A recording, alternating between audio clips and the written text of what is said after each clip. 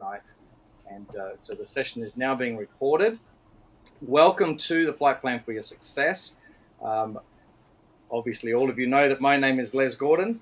And what I'd like to, and just humor me here a little bit, because I'm going to start with, I'd like you to raise your hand if you'd like to have more joy in your life. So, you know, I'm watching you there. And I'd also like you to raise your hand if you would like to actually go and reach more of the potential that you have in life. And if you believe that you have more potential, then just go ahead and yell that out. Yes. Yes. Yes. Fantastic. Yes. Fantastic. All right, because I know you all, and I know that you're all destined for great success, and successful already, but great success on the way. Now, let me just give you a little bit of a background about why I'm running these webinars. My time is actually becoming quite full, and some of you know that right now. And during the coaching sessions are great for coaching and getting you to formulate your plans. But I have all this content and experience of the last 20 or 13 years specifically of getting you to where you want to go. And the best way that I can think of doing that right now is actually running these webinars. So, so how it's going to run tonight, I'm actually going to give you the context of setting the webinars for the future and have them run regularly. And then we're going to go into the content. And once again, I like this to be as interactive as possible. So if you do have a question or something, I don't have one of those fancy hand-raising things. Not yet, at least, anyway. But if you do have a question, just drop it in the chat, or I've left it on unmute at the moment, so you can just pop in and say, hey, Les, I got something to share. And the only thing that I'd ask you to do is that if you have something to share, that you share your question not specifically about yourself, but a question that would actually benefit the whole group. So if it's going to benefit you, it will also benefit people in the group. So there's no such thing as a silly question. And so do we all have an agreement on that we make questions that not only benefit ourselves, but actually also benefit everybody who's online? Yes. If you agree, say yes. Yes. Yes. Yeah. Yes. All right. If you say it, do it like a big friend does. If you agree, say aye. Aye. Aye. All right. Awesome. Fabulous. Now, we got people from all around the world on this call. So we got people from Europe and people from Asia and people from Australia. So there's different time zones going on for these people, and I really want to acknowledge you for all being here. So thank you so much. So let's get right underway. And what I'm going to do tonight, once again, is I'm going to set a context and show you a philosophy for success. And one of the things, I don't know if anybody's had a chance to read Brendan Burchard's latest book called The Charge, but he says that every human being is magnificent. We know that already. But where you may not be getting what you want in life is simply because maybe you don't have the right strategy yet, the right strategy. So let's have a look at the strategy or the philosophy of success, because without the right philosophy, actually nothing really works, even if you try really, really hard. And I know what I'm talking about because I spent a few years working really, really hard, and it didn't seem to get me very far. But once I started a new strategy, then different money's coming. And so these sort of things are real for you, and they're only a dream for me just a few years ago. And so I'm going to share as much as I can to get you into those places.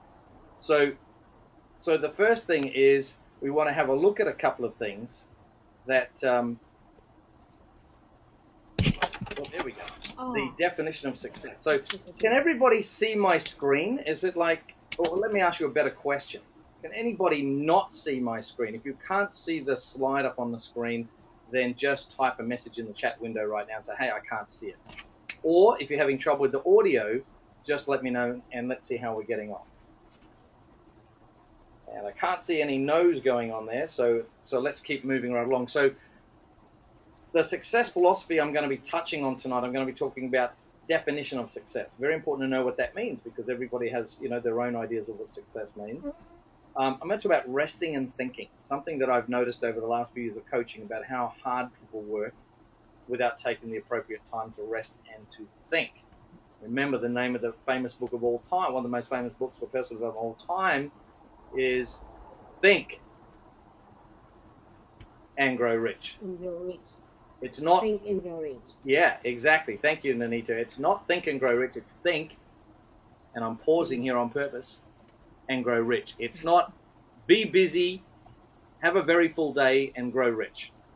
Okay, so that's not how it works. I'm going to talk about balance. I'm going to talk about Kaizen, the Japanese term that lifted the entire country from a mess after World War II to a country that produced some of the greatest technology on the planet. So, oh, hi Niraj, welcome from London, from UK. So good. It's okay. We're just setting the context. You haven't done too much yet.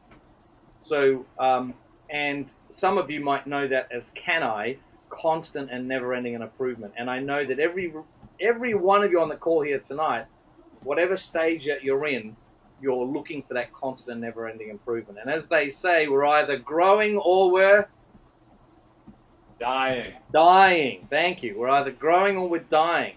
And it's the comfort zone that is the dying part. So we'll talk about that. And that leads into the final part, which is about courage. It takes courage to become who you're supposed to be. It does. And I'm going to share some of my stories along the way. So, you know, your friend and mine, T. Harv Eker, would say this: play at 100%. How you do anything is how you do Everything. everything. Exactly. How you do anything is how you do everything. So, since we're going to spend, you know, maybe about 45 minutes tonight here, it's late for some of you there. Is it okay if I tell you a little bit about my story?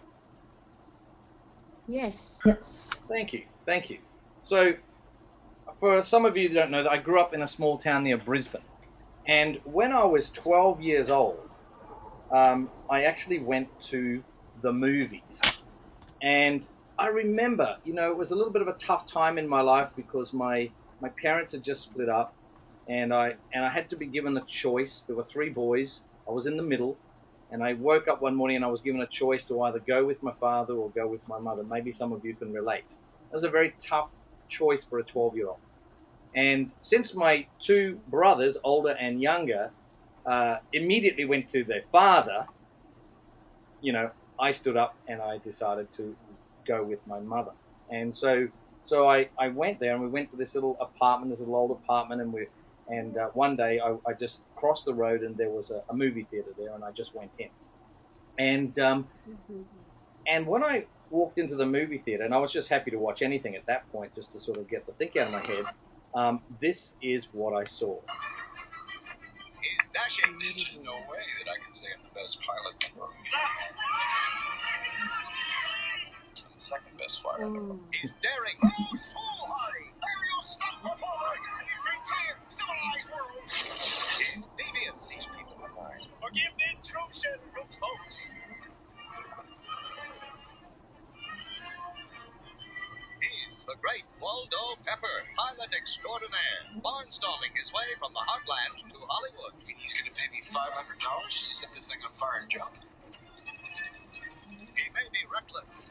You're not a bad sort, Waldo, but you're dangerous. He may even be crazy. What are they doing? How the hell do I know what they're doing? They don't know what they're doing. But when it comes to putting on a show, any guess who's in town? Perhaps we'll have a chance to fly together. I'd like that. No one else comes close. What are they doing?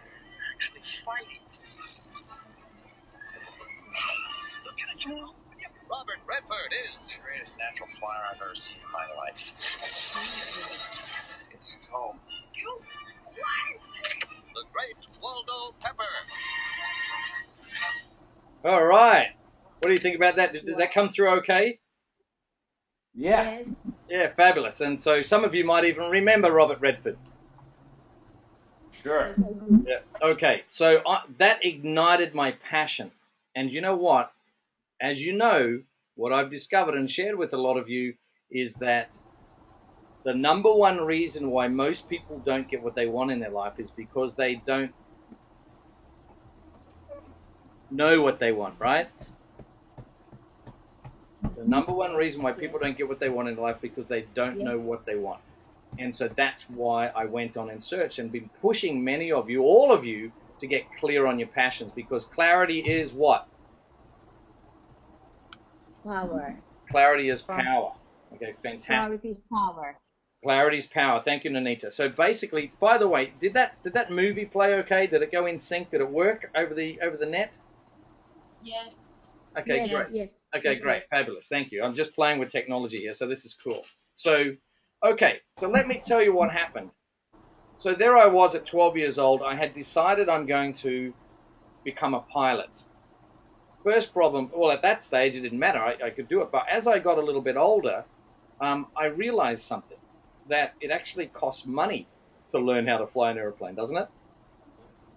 And that was a bit of a problem Yes, because it is. we didn't have any money. None. So by this stage, fortunately, my father and my mother had got back together. They had split up because of a lot of money problems. They'd come back together and they continued to have money problems. In fact, now they're 67 and they still continue to have money problems. And it's not a function of how hard they worked in their life, because they worked really hard. Maybe some of you can relate to me where their parents worked really, really, really hard, but they never seem to have any money. Can anybody relate to that? Yes. Yes, yeah. So that was the first challenge I had to become a pilot, was that I had no money. And so the easiest way to go and get some money was actually to go to the Air Force. So I went in and I applied to join the Air Force as a pilot. And I remember going down to the building there near Queen Street, Edward Street in Brisbane. I went to the building and I thought, I'll just walk in and become a pilot. But I was 17 years old and I walked in the building and there's like 200 or 300 other 17-year-olds there, all wanting to be pilots. Yeah. So anyway, I did tests all day long, and it came down to the last two. So myself and another guy. And so I thought, fantastic. So I went in, I got the interview, and I sat down, and the board there's a whole, like 5 guys on the board that asked me questions, and they said, okay, you have been successful, you have been chosen to be a navigator. And I went, a navigator? That's not what I'm here for. I'm here to be a pilot. I don't even know what a navigator is. And they said, no, it's okay. And I said, no, it's not okay. I'm here to be a pilot. And I stood up and I started to leave the room.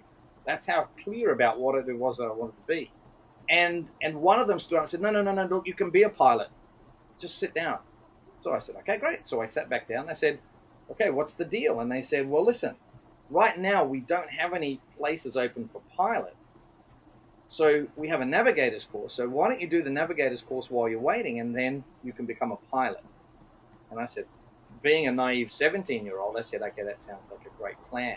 Does anybody have any idea how difficult it might be once I'm in the Air Force to change from one position to another? It's virtually impossible, right? And this guy knew that, so he actually told me a lie. But that's okay. At that point, I was willing to do that. And at least it was one step closer to my goal. So over the next 7 years, every few months, I would continue to apply for a pilot. And every time I got the answer back, which said, I'm sorry, due to the critical nature or manning levels of navigator, we cannot offer you the position of pilot. So even though I had this great role, at that stage, I was 19 years old. I was traveling around the world. I was stationed in Hawaii. I was stationed in Penang in Malaysia. I was stationed in Canada. And my job back then was to actually chase and track Russian submarines. So now I'm starting to date myself, but the Berlin Wall was up, and the Russians were supposedly the bad guys, and we were supposedly the good guys, and my job was to actually track the Russian submarines out of Vietnam and around the Indian Ocean. And but the only problem with all of this was I was sitting down the back of the airplane and not the front, where I wanted to be. So finally, I was posted to the headquarters, and at the headquarters, my boss was the actual boss of the Air Force. He was the general. He was the guy in charge. And I told him, I want to be a pilot. Would you sign my paperwork? And he said, yes. So I'm thinking, this time I've got it. If the boss of the Air Force is signing my paperwork, I've got this. So I sent the paperwork in, and about 2 weeks later, I got a phone call saying from the administration office that, once again, my reply had arrived. And so when I went down there, the guy handed over the reply, and he said, I'm so sorry. And once again, the message was, sorry, due to the critical nature of manning for pilots, we're unable to offer you that position. So I asked him for another application form. So I want to tell you, I would have filled out 20 application forms over those 7 years. So I was persistent. And in fact, the Air Force was offering me everything else but being a pilot, everything else but what I wanted. And every time I turned it down. And so I said, can I have another application form? And he says, boy, you're persistent. And I wrote 2 words in very large letters on the form. Can anybody guess what I wrote? Pilot. What? Pilot. I Oh. quit. Oh. I resigned on the spot. And I wrote those 2 words down and I gave it back to him. I said, you send that to Canberra, which is the capital of Australia for you non-Australians on the line. And I said, send that to the headquarters in Canberra. And he said, hey, you better think about this. And I said, you know what? I've been thinking about this for 8 years. So at that point, I resigned. I had no job to go to. I had no education other than my qualifications in chasing Russian submarines, and there wasn't much of that in the civilian world. And my mum was mortified because this Air Force that had provided a roof over my head and gave me 3 meals a day. And by the way, think of the oxymoron about that. She was happy I was in the military because I was safe. Isn't that interesting? Wow. So I went off, and by this stage, I'd actually had my private pilot's license. I was in the Air Force. I had my private pilot's license, and I decided I'd go and get my commercial pilot's license. And I was doing all right, but then one day, this happened. So, can everybody see that picture? That's one of my 3 crashes. Ooh. So, how do you think I felt after I crashed these airplanes? King. Yeah, well, nobody died, fortunately. I had to evacuate a few people, but I started to doubt whether I actually had the ability to fly these airplanes, right? So these crashes would set me back. In fact, one of them, an earlier one, I was actually sued when I was 22 years old, and I had to go to court for 3 years, and I lost, and I had to pay a significant amount of money. It would have taken me about 100 years in the Air Force to pay off. Okay, so I had a few setbacks along the way. And when I resigned, so going back to when I resigned, I had no job to go to. And I started looking for jobs where I could actually fly, but I only had a private pilot's license at this stage. So I went in one time and I applied for a job that was way overqualified for the license that I held. But something unusual happened. When I turned up for the job interview, the guy who was actually interviewing was a guy that I had helped pass an exam about 3 or 4 years earlier. He had failed this exam time after time after time, and I gave up a few weekends to show him how to pass the exam, and then we had lost contact with each other, and his name was Bob. And when I went in for this job interview to fly one of these airplanes, like the one that you see here, not broken though, he said, Les, wow, where have you been? He said, come, let me show you the airplanes you will be flying. Now, he didn't ask... Good. Sorry? Sorry? Oh, wow. What was that comment? Wow. Yeah, wow, right?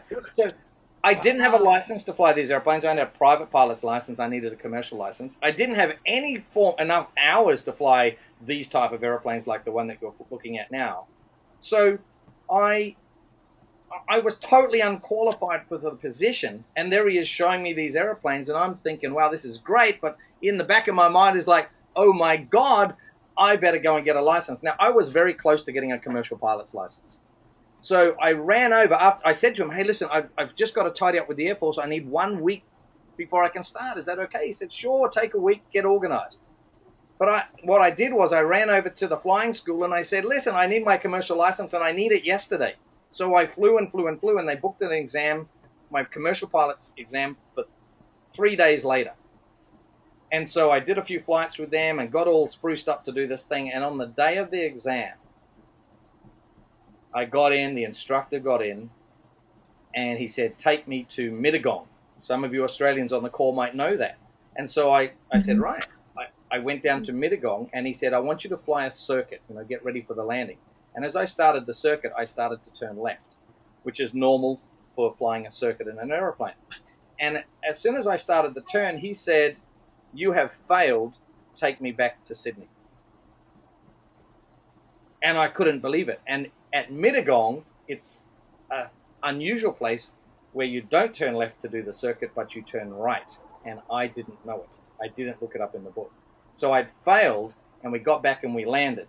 And there was not much said in that time, and then he left. And I sat in that airplane. Do you know what I did while I was sitting in that airplane? Can anybody guess? Cry. I cried. I cried for an hour. I could not get out of the airplane, and I cried and I cried and I cried, because at this point, it was nearly 15 years after I'd set my dream when I was a 12-year-old boy, with multiple failures. And eventually the chief pilot came out and he said, don't worry, I will book you another exam on Sunday, and we will fly every day until you are absolutely ready. And that's exactly what we did. And we flew every day, and on Sunday, I got in that airplane, I flew the test, I passed, and I had my commercial license first thing Monday morning, ready to start my first charter flying career. When I flew, the job I got was to fly at 3 o'clock in the morning. It was cold, it was ice on the airplane, it was dark, and I was going to fly bags of checks to little country destinations in New South Wales. Freezing cold, raining. What did you think? How did you think I felt about that? I loved it. I couldn't imagine a better place in the world than to be out at this airplane by myself in the dark, 3 o'clock in the morning, rain pouring down, covered in ice. I had finally reached my dream. And today, I'm one of the highest paid airline captains in the world. Wow. So the reason that I share that story is because I don't want you to give up on your dream. If you've ever had a thought about giving up on your dream, don't give up on your dream. Keep going. Okay? So, Yes. moving right along, oh, there we are. And there I am as the captain of Dragonair. Okay, so what's tonight all about? The most important thing, that's my story. And you're going to hear a few other stories along the way at different webinars. But does anybody know what WIIFM means? No. No. What's in it for me? Oh. Okay, so the purpose of these webinars is I want you to determine exactly who you are and what you want. And we've been doing a lot of that work on the coaching. But I want to crystallize it on the webinars and give you much more content that you can use. We're going to work on selecting a clear destination. We're going to create a flight plan to guarantee your success. We're going to develop the confidence to actually take off. And then we're going to develop the persistence to stay on course through the inevitable challenges and turbulence until you arrive safely at your destination. So can you see that flying an airplane is very much like setting any goal in life? Yeah. Yep. Great. So the next journey we want to talk about is my journey towards financial freedom and personal financial success, which began 13 years ago. And that is a story full of twists and turns that we'll share over the course of a number of webinars. But I want you to know that I set a declaration 13 years ago that I did not only want to get rich doing what I love, I wanted to get rich doing nothing at all. Yes. If I chose to. Who here would like to get rich doing nothing at all? Yes. Love it. Yeah. So, fabulous. So what do I mean by that? Does anybody want to share what I mean by getting rich doing nothing at all? What do I mean by that? Passive income. Passive income. Absolutely. Passive income. So that's what we're going to be sharing a lot of, because that's where I see a lot of pain for people. So are you ready to begin your journey, your flight? Yes. Yes. Are you sure you're ready? Yes. Yes. Good. Then I'm let's ready. begin now. And now I want you to take good notes. Do you know why I want you to take good notes? Because I want to see your notes when you become very successful. And I want to appear in your testimonial. I want you to say that Of course. sometime in the future that Les Gordon did something to actually get you to where you want to go. So that's a selfish reason for me to get you successful. But you're okay with that? Yes. Yes. Fabulous. So let's go ahead and look at the definition of success. There's many definitions, but this is the one that I like the most. Definition of success is the progressive realization of a worthy ideal. Progressive realization of a worthy ideal. Because if it's a worthy ideal, it's a sense of fulfillment every day in our life. It's what you were born to be. And you know, the great frontier today is not outer space, but rather it's inner space. It's recognizing and releasing the incredible power of your mind, because it's all inside your mind. The persistence that I had to keep going. So the interesting thing about a success is that it's a deliberate process. But do you realize actually only about 1 in 20 actually set a direction to go for a worthy ideal? Only 1 in 20. That means 19 out of 20 people actually don't even set a direction, and they're on a course for failure. And there was a very distinguished psychologist by the name of Rollo May. And Rollo May said, the opposite of courage in our society is not cowardice. It's conformity. The opposite of courage in our society is not cowardice, it is conformity. We are born and raised and schooled in a world that wants conformity. And that's the reason for so many failures. Conformity, where people are acting like everyone else without knowing why, and in many cases not even knowing where they're going. So, as some of you know, or many of you know, I actually spend a lot of time with some very successful people. People like Harv, people like Janet Atwood, New York Times bestsellers, Roger Hamilton, and a few others. And the one thing that I notice about those people, the one key point that seems to be shared amongst them is this: that successful people do what they love, and they love what they do. Does that make sense? Yes. Yes. Okay. And love what to do. So I got 2 questions for all of you. The first question is, who are you? Who are you really?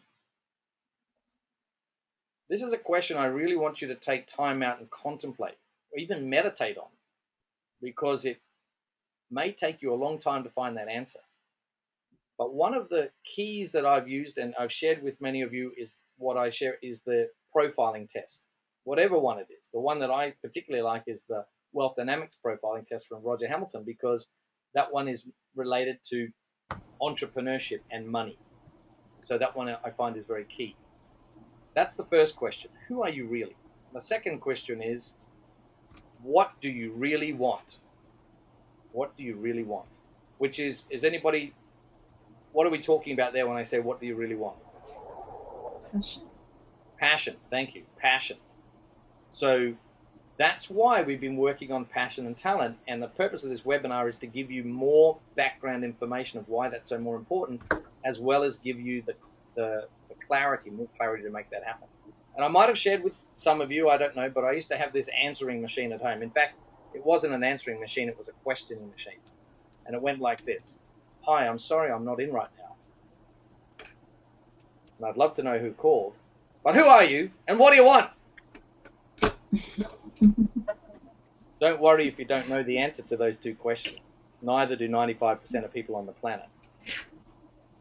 Okay, it's a little bit facetious, but unfortunately it happens to be quite true. So, Do you think that I want to ask you a question? Anybody can answer. You can all can answer. Do you think that I actually like coaching? That I like speaking on stage? Yes. Yes. I love it. Yes. How I Yes. love it. I love it. Yes. However, I'm not really great at it yet. You know, I'm progressing towards my worthy ideal to become better and better. You're all part of this process of making me grow, and I want to be part of the process of making you grow. But one day I'll be very successful, and I'll be wearing that on stage. Captain Garden. One of my friends made that up, and I thought that was pretty cool. Okay, are you ready for another short video? Yes. This one my UK friends will like. Here we go. You're probably familiar with it. Let's have a quick look. Go on the map. Hello there. Hello, how you doing? I'm good, how are you? My name is Will. I'm nearly 48, currently unemployed but still looking. And I'm going to sing for you on Britain's Got Talent today. That's nervous. Yeah, sure, I. Yeah, well, that's not surprising. You know, try. I'm a fighting mood, you know. At the moment I live alone with my cat called Pebbles. But I've never been married. Never been kissed. Oh, shame. But it's not an advert. And have you done this for many a year? Since I was 12. Since you're 12? I've always wanted to perform in front of a large audience. I'm going to make that audience.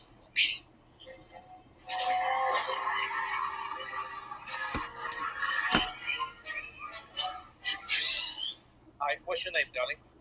My name is Susan Boyle. Okay, Susan, where are you from? I am from Blackburn near Bathgate, West Lothian. It's a big town. It's a sort of collection of villages. Had to think there. And how old are you, Susan? I am 47. And that's just one side of me.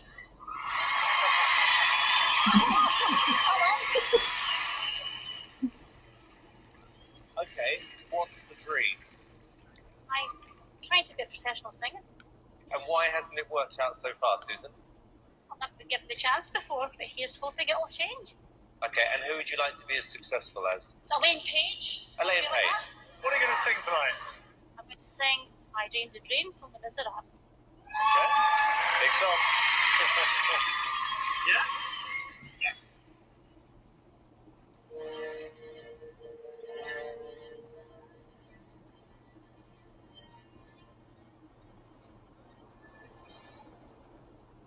I dreamed a dream in time gone by.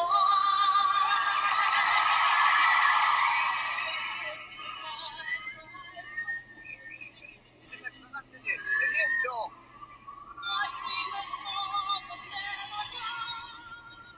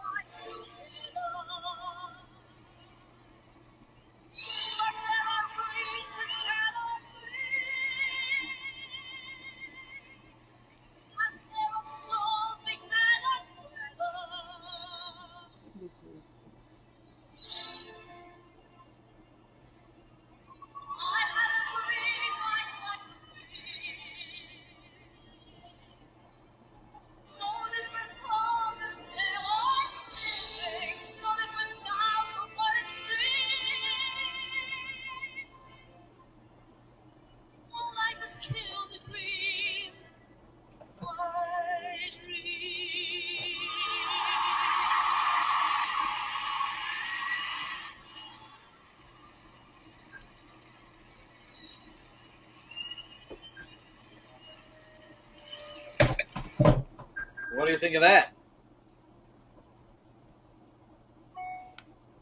You're still there? Yes. I'm here. So have you? It's awesome, isn't it? Thank you, Sandra. Isn't that amazing? Yeah. I mean, that brings a tear to my eyes every time I see it because, you know, people didn't believe in her, but she believed in herself. And did you catch that she had that dream since she was 12 years old? Wow. And it took her 35 years to get to that point. Does anybody know what happened to Susan Boyle after that? Does anybody remember what the dream was? She wanted to be as famous as Elaine Pierce. And then recently I saw a video of her on TV where she was singing alongside Elaine Pierce. So you never know. And as I've written up there, success is where preparation meets opportunity. So the theme for the context about all of this is for me to actually get you to think about what is that dream? What are those things you really, really want? And so now I'm going to give you a gift. And the gift is this. Remember I said that my journey to financial freedom began about 13 years ago. So let's say 10 years, because it was really remarkable after 10 years. What would you like to look like? What would you like your life to look like 10 years from now? So everybody know the story of the Aladdin's lamp? Yep. So you get the 3 wishes, yes? So right now, I would like you to think about what 3 wishes. I'm giving you 3 wishes. If you can think of 1 to 3 wishes right now and just either share it with us or write it down in the message area there, but just give me a wish, something that you really want, something you really wish for. Who wants to step up? I wish to have financial freedom. You wish to have financial freedom. So let me ask you the question. Why do you want financial freedom?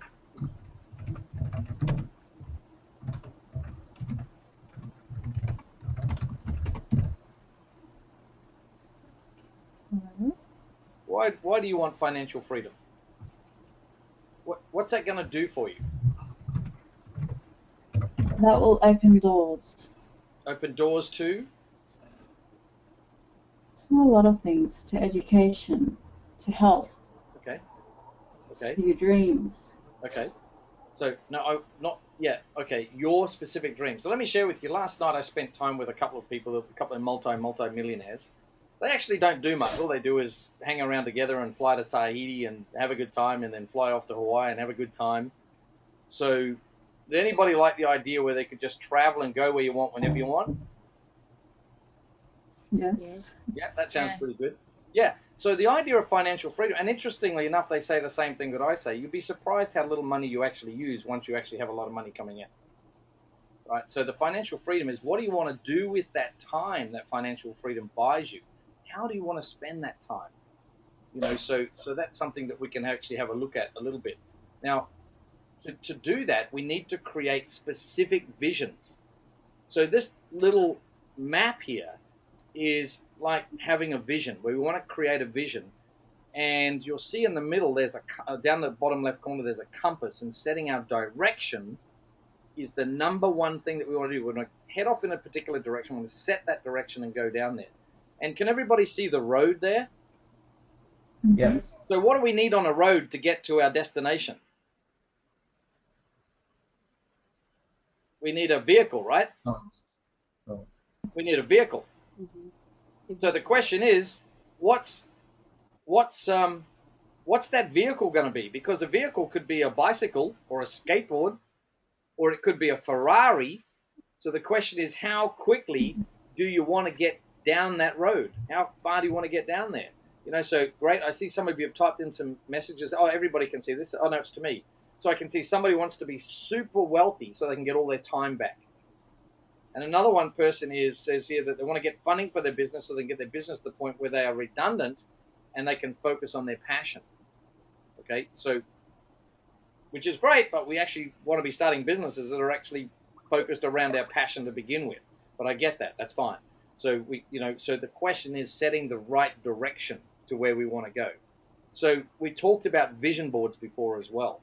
So I want to share with you this guy here. He's the owner of a spa business that I used to be, a network marketing spa business that I became the only foreign director of the company, and we would have these great trips where they would send me everywhere, all around the world for a holiday, and I didn't take any money. Everything is paid for. They give me the airline ticket, and we'd go over here and we'd cruise on the Nile, and we'd have shows and stay in 5-star hotels. And yeah, thank you for that. It is a great photo, isn't it?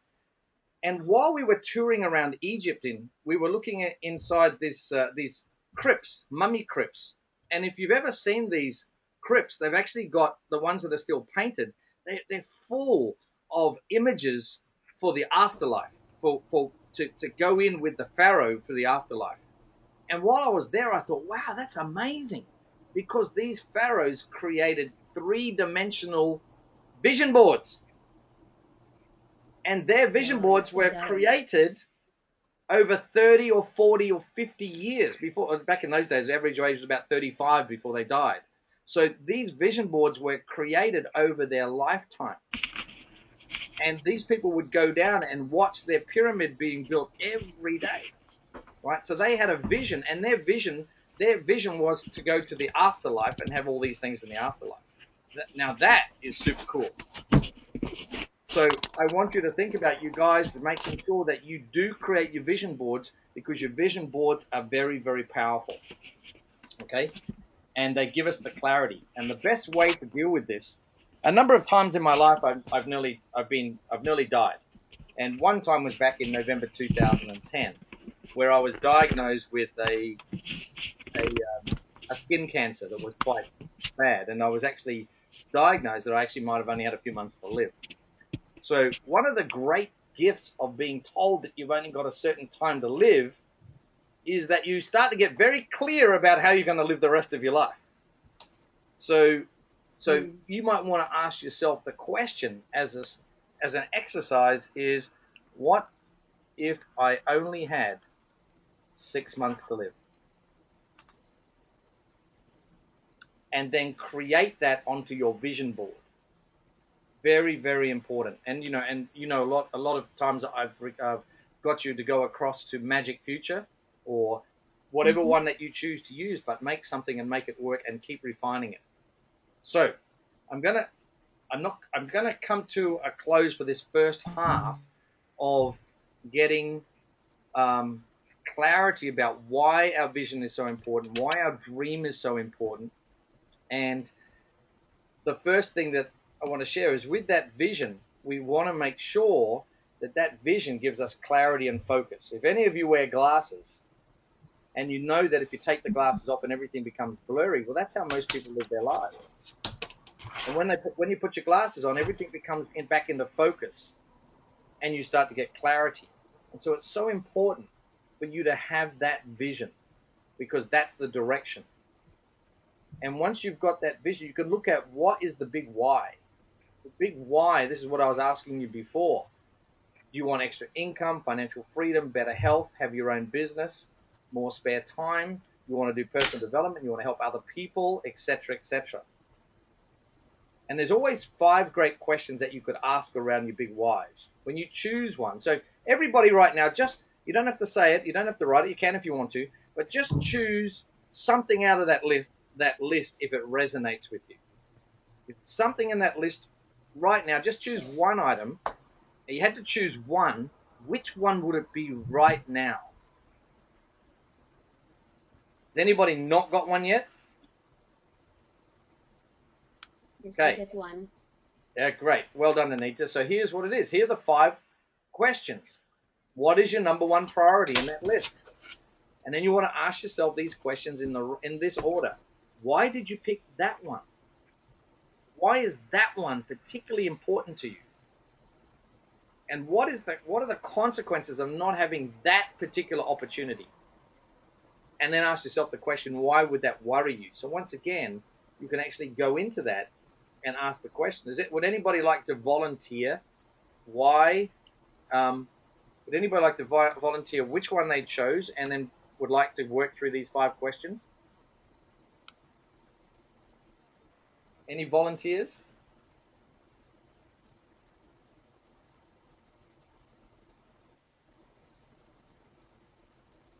No volunteers?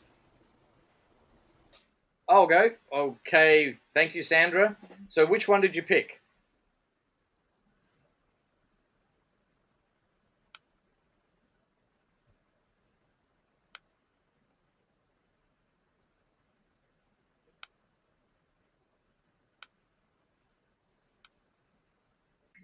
Financial freedom. Okay. Got it. Sorry, I was just trying to unmute a few people there because everybody seemed to be pretty quiet. So let me unmute a few people. There we go. There you go, Sandra. You can talk. So financial freedom. So Sandra, why did you pick that one? So that I can quit my job and spend more time with my family and be able to focus on my passion, which is being Sandra? Okay, got it. So, all right, I'm going to mute all for the moment, and then I'm just going to release. I've learned how to do that, so it's good. So, Sandra, so I copied that. That's brilliant. So, why is that important to you? Because now that I've found my passion, what my passion is, I want to be able to follow it without having to feel the guilt that I'm not spending enough time with my family, and at the moment, because I'm juggling everything at once. Yes, it's a lot. Yes. One thing is suffering, and I feel that is my time with my family. Yeah. Okay. Got it. And so, what are the consequences of not having that time with your family? What does that mean for you? Well, just the weakening the bond with my family and my kids, and the relationship suffering the consequences, and not being able to perhaps follow my passion for having to stay in my job, or vice versa. So it feels like I just wouldn't be able to have that balance across all areas of my life. Got it. It feels like a trade-off. You got to go out and do that thing with the passion, and then at the same time, you want to spend time with your family. So we're not going to go into how we might be able to resolve that. That's actually part of the second part of the context on our next call. But let me just, why would that worry you? Not having that. Because it would cause pain. A lot of pain. Yeah. Okay. Yeah. Because that's your passion right there. It's in that part of it, and now it's a question of finding what I'm going to call is balance, right, or harmony. Yes. So we'll work with that. So I want to thank you for volunteering. I'm going to unmute everybody. I've just figured out how to do that, and everybody give Sandra a big round of applause. Yeah. Woo-hoo. Great job. Thank you, Sandra. So I'll just mute everybody again for now, and we're coming up into the hour, and so if it's okay with you, I'll just finish off with the 3 things. I'm not going to go into all 3 things, but I'm just going to go into the first one. The 3 things that I believe, or the 3 resources that are paramount to a truly successful life, and they are wealth, time, and health. If you look at it, these 3 things, just like Sandra was sharing, are actually what we're trying to balance all the time. Making the money, but having the time free, and in making sure that we remain healthy to have the energy that we require to make those things happen. Would you all agree those 3 things are actually key? Yeah. Yes. Any other ones that are not? Or sorry, that I've missed out on. Relationship. Okay. Excellent. And I agree with you. Okay. I agree with you. I'm glad somebody's having a good time. So I agree with you, but I'm also going to put relationships in the area of time, because I know that if we had time, that if relationships were important to you, which I know they are for everybody, especially Sandra, because she's put that out there, that we would actually have that time to spend on our relationship. So thank you, Sandra, but that's true. So any limitation in any of these three areas limits your full and free self-expression of who you really are and the contribution that you have to give to other people around you. So I'm just going to quickly touch on wealth, and then we'll wrap it up. And I'm living in China, and I've been studying, as many of you are aware, I've been studying the I Ching. So this is the symbol Fu, and Fu can be used to represent happiness and good fortune. And in Chinese New Year, what they do is they take this symbol and they turn it upside down, this character, and they turn it upside down, and then they hang it on the front door, which means that happiness and good fortune has come to this house, has already arrived at this house. Isn't that cool? So, and the funny thing is, given all the negative knowledge or the negative information and the media going on around where we are in terms of the economy on the planet right now, do you realize that we actually live in the richest era that has ever existed on the planet? We have things that our parents and our grandparents could only even dream about. And we live in a land of abundant opportunity for everyone. But the fact of the matter is that out of 100 individuals that start at age 25 and they believe that they'll be successful, these are the results based on the United States and the Ministry of Labor. Okay, so 1% will be wealthy. 4% are comfortable. That means that they'll have enough to actually pay their bills, but not much else. 5% will have to work to survive. 36% will be dead, so I guess they don't need to worry about the money. And 54% depend on government support. Isn't that scary? 40 years of hard work to end up with only 1% actually being wealthy. So that's not going to happen to you guys, is it? Nope. No. Nope. So who of you is going to be the one who's in the 1%? Me. Okay, absolutely. Yep. So all of you are going to be my 1%ers. The fact that you're on this call is that you're 1%. That's lovely. I'm here to serve, and I really focused on making you guys getting everything that you want out of life. I've been very blessed. It's time to pass it on. Thank you very much, everybody. Thank you for showing up. I really, really appreciate it, and I'll look forward to talking to you again next week. Email on the way. Bye for now.